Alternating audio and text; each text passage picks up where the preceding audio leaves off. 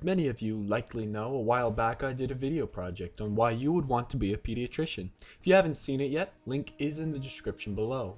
Regardless, in it, I touched on the process of becoming a pediatrician.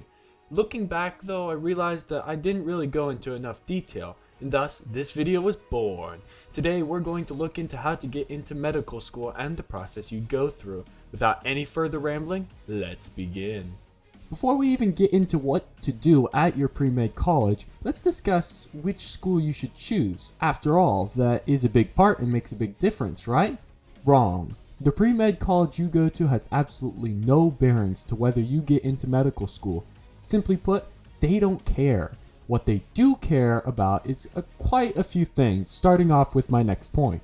Some medical schools require that applicants have taken certain courses. Each school has different requirements, naturally, but usually you'll see that they ask for 1 year of biology, 1 year of physics, 1 year of English, and 2 years of chemistry through organic chemistry. As said before, each school does have different requirements, and so I would definitely suggest that you look up your potential school's requirements for applicants if you don't know what they're looking for. However, do not worry about what you major in. Most people assume that they must major in biology or chemistry, but to put it bluntly, that's not true in the slightest. In fact, only 63% of people who get into medical school majored in those two fields. That's less than 2/3, which means that over 1/3 majored in something else, like physics or music. If the college you're attending does have a pre-med program though, I would definitely suggest taking that, as those kinds of programs are designed to get you into medical school. To go along with challenging classwork, which naturally is very good, medical schools tend to look for a range of knowledge, both medical and not. To gain experience, one really good suggestion is to volunteer at a local hospital or clinic. But besides medical experiences, they want to see that you do a lot outside of schoolwork too. Some things they look for include if you have had a job throughout your college career, or if you play a musical instrument in a local orchestra, and similar activities. Also, look to be a leader in the events that you participate in. The more you lead, the more that medical school will see that you have a wide range of experience and development, which is a huge part of being accepted into medical school.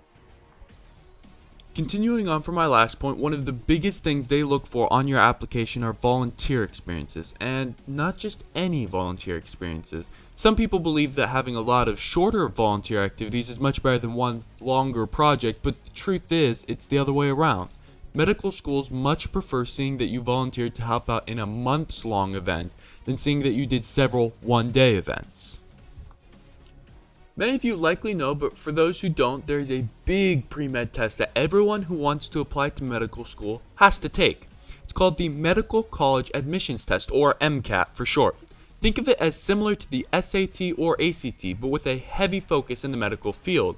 It's scored out of 45 and is one of the biggest things they look at in your application.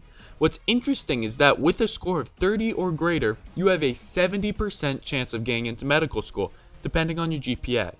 70% is pretty darn good. Like I said though, that depends on your college GPA. After all, if your GPA is high, you might have an even greater chance than 70%. And with a low GPA, it would likely be lower than 70%. Once you're done with all the prerequisites, it's time to move on to applying to medical school. First off, take your time researching which medical school you want to apply to. Don't just take the word of the first top 10 list you see as being completely accurate. Look into their environments, reputation, and such before deciding. Also, I would definitely suggest applying to a few. After all, it's always better to be accepted by many and have to decide which to attend than to be rejected by the only ones you applied to and run out of options. When you do apply, there are even more steps. The first is to complete your primary medical school applications. These will include things like your GPA, MCAT scores, and a personal statement, usually in the form of an essay. Soon after sending these to the medical schools you apply to, you will receive what are known as secondary medical school applications in the mail.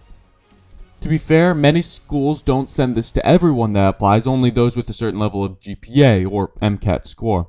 Be forewarned, when you do send in your secondary application, it costs money to send in. Usually the costs range from $40 to even $120 or more. Once these two applications have been submitted, you will start receiving requests for interview. If you get a request for an interview, be happy. They only request an interview if they really are considering you to be accepted. In the interview, remember to be prepared and demonstrate good communication skills. Some of the most frequently asked questions are, why do you want to be a doctor? Why do you want to get into our medical school? What would you do if you weren't accepted into our school? A link to a list of commonly asked questions can be found in the description below. And once all of that is complete, then it's time to wait and see if you will be accepted. With any luck and a great deal of hard work, you will be.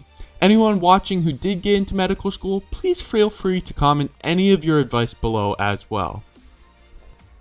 Thanks for watching this video. If you liked it, please feel free to subscribe for more life tips, tricks, and hacks. Regardless, always remember to stay awesome.